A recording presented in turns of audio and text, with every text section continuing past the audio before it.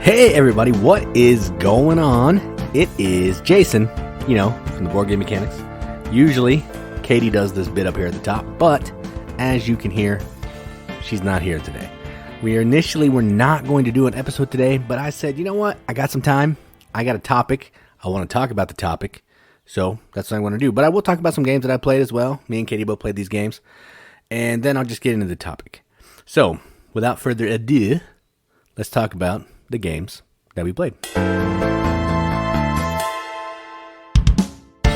All right, so we had a game day with our friend Chris and his wife Amy, and we actually played 3 games at this game night. Usually we end up playing 1 because they just take a while, but we played 3 shorter games today, and that's what I'm going to talk about. Well, not today. We played them last week, so you get what I'm saying. So the first game we're going to talk about is a love letter variant, effectively, and it is called Infinity Gauntlet. A love letter game or something like that. Is that what it's called? Yeah, Infinity Gauntlet, a love letter game.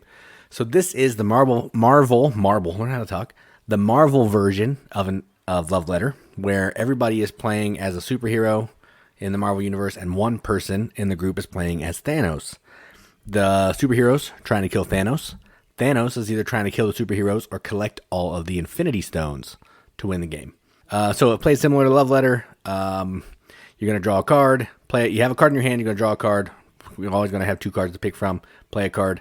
But there's some new actions. You can try to guess cards in Thanos' hand, and if you guess correctly, you hit him. You're trying to knock his health down.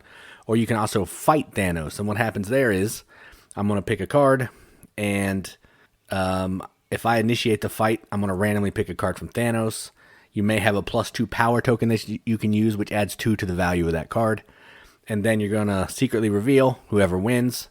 The other player discards a card and loses a health. The person that won keeps their card. And that's it. You're just trying to play like that for a while until one of the sides wins and the other one loses. That's it. Fun game. I like Love Letter. I like all variations of Love Letter, pretty much. We have the Princess Ever After one. We have Batman, which is amazing. And we have a couple versions of the regular one, the deluxe and regular. And they're all good in their own way. This one's a little interesting because it's kind of like an all versus one game, and that's entertaining. So, yeah, Infinity Gauntlet, a love letter game. Game number 1. Game number 2 is a game that's kind of similar to Machi Koro or Space Base in the way that you get resources and actions, and that game is called My Farm Shop. And this is a game where you're running a farm shop. You're trying to collect different resources to sell those resources back for money, which is points in the game. That's what you're trying to do. So you're setting up market stalls, you're converting resources into other things, you're getting sunflowers, which makes production better on some of the spaces. And the way that it works is, on whoever's turn it is, you're going to roll 3 dice. The player whose turn it is going to pick one of those dice, D6s, and pick one of the faces, and they're going to get a card from the central board, which is going to give them a special, it's going to upgrade their player board effectively, in the same way that like Space Base would, where I have 2, 3, 4, 5, 6, 7, 8, 9, 10, 11, 12 spaces on my board, and I can take a card from the center board and put it on one of those spaces to, when I roll that number, get that ability. So you get to do that, and then everybody, including the player whose turn it is, gets to use the other 2 dice to activate their board and get the stuff. If you have these little sacks, like burlap sacks, you can use those to adjust the value up or down 1 for every bag that you use. There are some other special abilities you can use that are out by the central board that let you, if a 4 was rolled, but I wanted to use the 9 that's below it, I could trade in one of these tokens and do that if I want to. It was a really fun little game. It's super easy to teach, played quickly, and if you played Machi Koro or Space Base, you are halfway there. And it looks really nice, has nice art and all that kind of thing, which Katie likes. I don't really care, but Katie likes it, so I thought I would mention it. So that is game number 2, My Farm Shop. All right, game number 3, and probably the favorite of mine at game night, was a game called Hansa. And this is a game designed by Michael Schacht, published by Uberplay, and I remember that because I did a video on this one, and it just stuck in my head because it's everything that I love in a game. Beige, tan, tracks, royals, cubes, nobles, all that stuff. This has everything. Could use a little more tracks. It doesn't really have a ton of tracks, but I'll let that slide because it has a lot of the other stuff. And effectively what you're doing in this game is you are merchants traveling around on this shared boat. We tried to figure out why that's there and what the theme behind it means, but I don't know. We couldn't figure it out. Either way, you're merchants, you're sharing a boat, and you are trying to get to these different locations to buy goods, set up market stalls so you can then sell goods. And the point of the game is you're trying to sell the most goods for the most points. There's a bunch of different colors of goods, and the goods have 1, 2, or 3 barrels. And when you sell a good, for every good you sell, it's 1 point plus the number of barrels on that good. So you're trying to do that. The interesting thing here is you can't sell a color of barrels until you have 2 of it. So if I go to a marketplace and I have 2 pink, 2 blue, 2 green, I can sell all of those because I have at least 2. And then I take one of my market stall discs away, and then any other player that has a disc of that color in front of them has to get rid of it for tax purposes. So like supply and demand. I just flooded the market.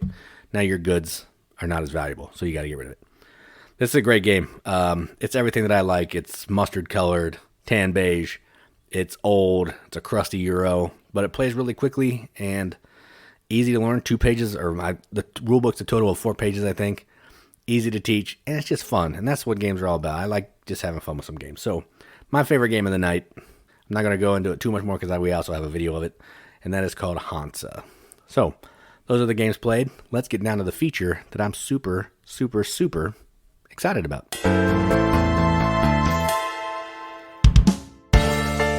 All right, so a while back, we were in the process of doing a bunch of videos about publishers, but in the middle of that, I came up with a topic that I wanted to discuss.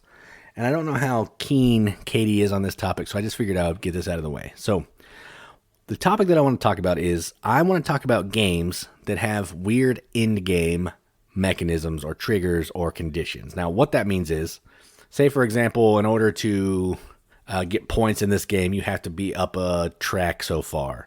Or someone spends the most money in something, you automatically lose. Or if you don't contribute enough stuff, you automatically lose. Or if I have too much corruption, I get eaten by an alligator. That game will come up later. So just funky things that happen at the end of the game that you spent this whole entire game taking actions, striving for the most points possible, but you neglected the thing that you needed to focus on, and now all of that was for naught. So that's kind of what I want to talk about here. So when I'm talking about the games, maybe they'll help you understand what I mean by listening to how some of these games work.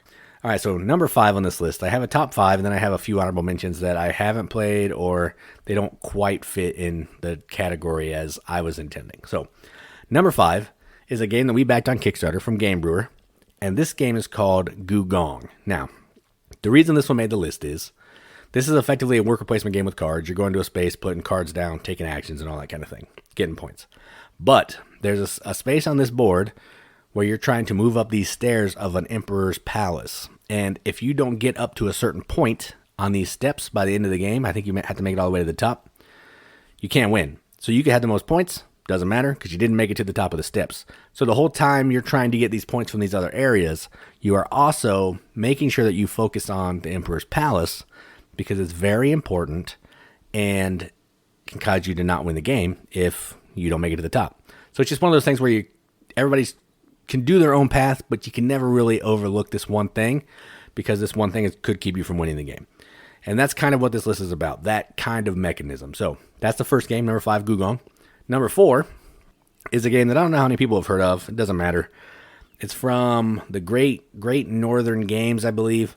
And the game is called Council of Blackthorn. So what happens in this game is, this is effectively a card game where you're using these cards to move up on these tracks. And then based on other tracks that you're on, it may let you build these buildings and trigger some special abilities. It's kind of a card game with a board, and the farther you move on these tracks, the more points you're going to get. And the game's going to end when someone gets to, or all the tracks have someone at the end, or 3 of the tracks, or something like that.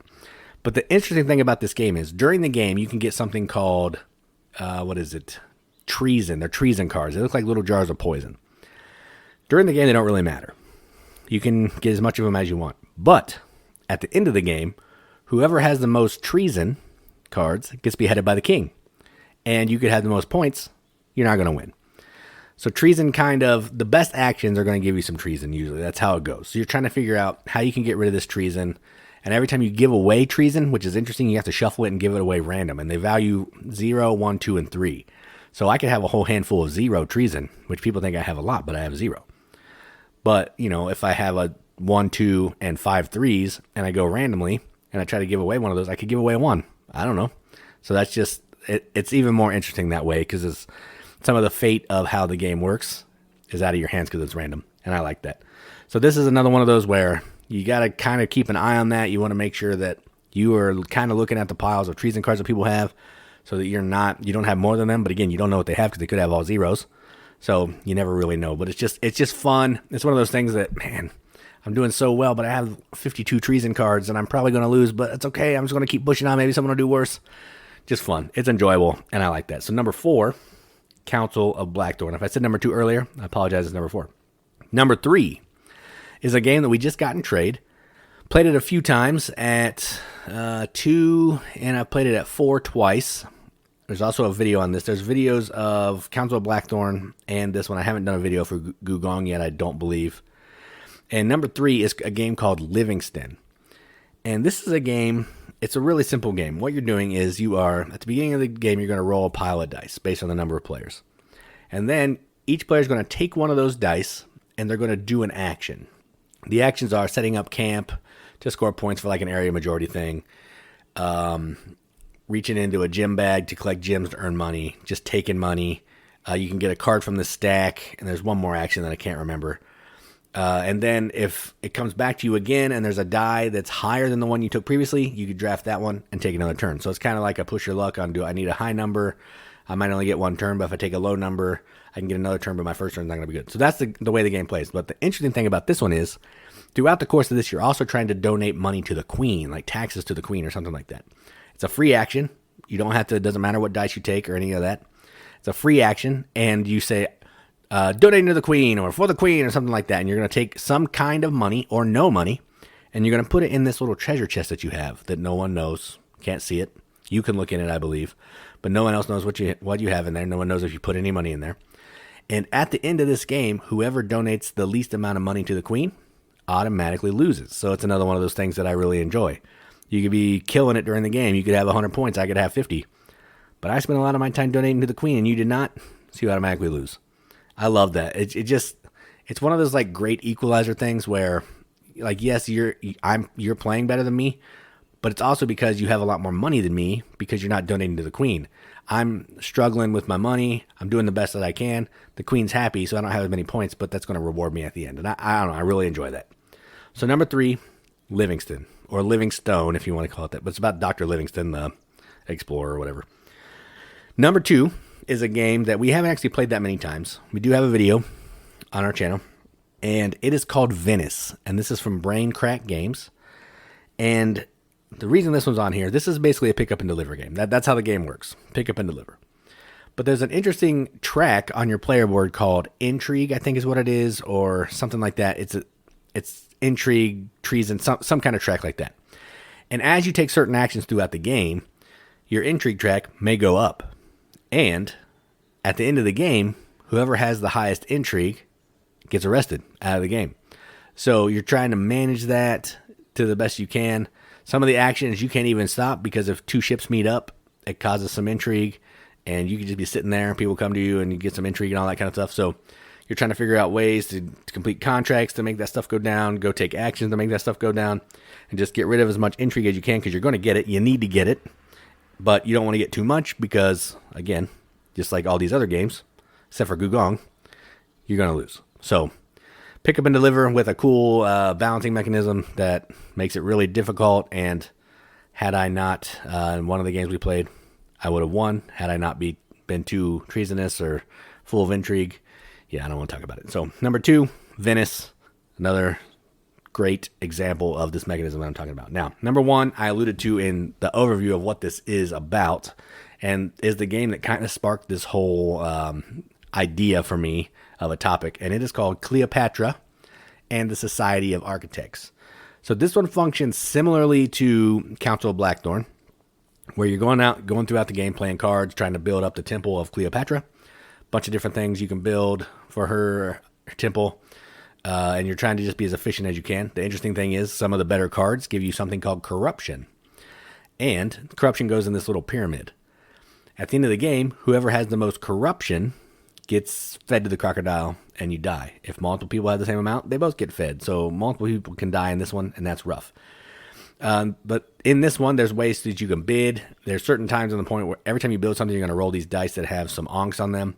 When all the onks come up, we're going to do like a bidding. Whoever bids the most money gets to get rid of so many corruption. I can't remember the number, but everybody else gets corruption. which is terrible. So sometimes you just lose an auction and you get corruption. Sometimes, it just doesn't work in your favor. But you can take all actions in this game where you don't take corruption, but then even if you don't win that auction, you're going to get some corruption. So you're not going to have a lot, you're probably not going to have the most. But again, if you're not taking the actions that are giving you corruption, you're probably not going to be doing very well in the game because those cards are better.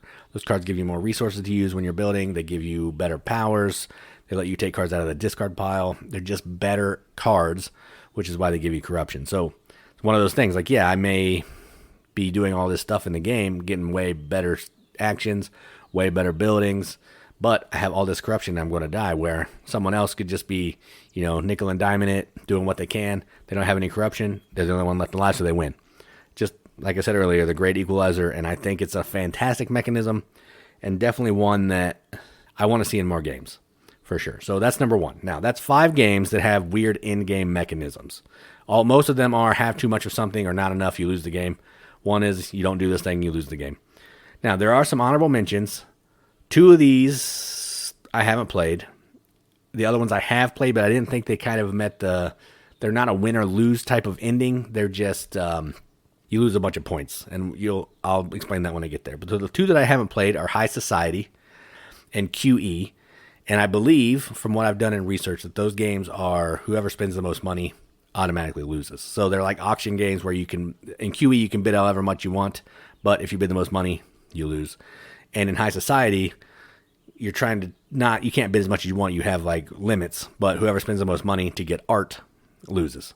So those would fit in perfectly. One of those might have made the list had I played those games, but I haven't played them. But I wanted to talk about them because they fit in the theme that I'm talking about here. All right, so the next 2 that I wanted to talk about have kind of a similar do this or you lose mechanism, but they're not exactly the same. So let's talk about what I'm talking about.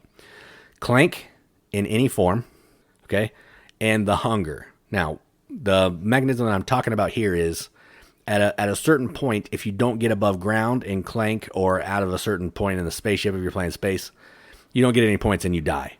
So you're trying to, if someone gets out before a bunch of your cubes, if someone gets out of the temple or out of the spaceship, whatever board you're playing in, and they have all their points scored, you need to make sure that you're getting above ground before the dragon or monkey or spaceship, whatever, attacks you and you die underground. Because if you die underground, all the points that you gained, all the artifacts you collected, no points. So that kind of fits the theme, but it's a little bit more flexible. So I left it off the list because it's kind of easy to get out from underground as long as you're not going down super far trying to get there. But I just wanted to mention it. And hunger, same way. You got to get back to the castle before the sun goes up. If you can do that, you win. Or you don't die, I guess. So, the same thing. It's easy to get back to, well, not easy, but you can make it so you're never really far away from the castle so you can get back. So it's not a random thing. You have some control over what's happening here. Whereas in the other ones, someone's going to die. But you could get through a game of Clank and the hunger without anybody not scoring any points. So that's kind of why I didn't put them on the list. Now, next are a few games that we have played that are a different mechanism, but they just basically cause you to lose points. That doesn't necessarily result in you losing the game. So those games are Lords of Waterdeep, if you're using the Corruption expansion. So when you're using that expansion, you can go to a separate section of the board, and you can collect these skulls. The more skulls you have, the more points they're going to be worth negative, and the more points you're going to lose at the end of the game. That's not necessarily going to cause you to lose the game, but if you have a bunch of skulls and all the skulls are off that board, you're probably going to lose. But it's not necessarily I have a bunch of skulls I automatically lose like some of these other ones. It's just going to make you lose a bunch of points, possibly making it harder for you to win, which is why it didn't really make the list. Next, along those similar lines, is a game called London by Martin Wallace. And at the end of the game, the person who has the least amount of poverty gets to get rid of theirs, and everybody else is going to lose some points based on how many cubes they have left. So, for example, if I have 5 and I have the least and everybody else has 15, they're all going to have 10 left. And then you're going to lose points based on the number of poverty cubes you have left. Again, not necessarily going to cause you to lose the game, but not going to make it easy for you to win because you're losing a bunch of points, and that never bodes well. And the last game, the game could actually make the list, but there's a reason why I didn't. And that game is called Unicorn Fever. So in this game, it's all like a unicorn racing game. That's kind of what it is. I'm not going to go into super details. There's a video on our channel. You can check it out. And what happens in this game is eventually you're going to run out of money to bet and take actions, and you're going to have to take out a loan. Now, the rule book clearly says if you take out a loan, you automatically can't win the game unless everyone else takes out a loan. And then it's whoever takes out the least amount of loans. If everybody has loans, then if everybody has loans, but except for one person, that person automatically wins. So it's kind of a similar mechanism where, if I have too much of something, I automatically lose. But because that caveat is in there where if everyone has a loan, whoever has the least amount of loans, I didn't think that counted because, it's a little bit more flexible. It gives you options where, I can take out, I see that person has 4 loans. So as long as I don't take out 4 loans, I can still take out loans, do my actions, get a bunch of points and all that kind of thing. So yeah, it doesn't quite fit the bill like these other 5 do, I don't believe, but I wanted to mention it because it does kind of do what I'm talking about. So that's, just a short episode to hold you over until we can come back next week because we're hanging out at Origins and just having a busy life this week. So we didn't have time for a full episode and the kids are home from summer break and that also makes it a little bit tougher, but I got like 20 minutes to myself. So I wanted to do this episode so, you could have something to listen to and, ease some of your tears. Since you thought we were going to be gone this week, but joke's on you, we're here. All right, so yeah, that's it. Those are 5 of my favorite games with odd in-game mechanisms and some games that we played, and I don't want to keep belaboring the point. So I'm Jason with the Board Game Mechanics, and as always, keep gaming.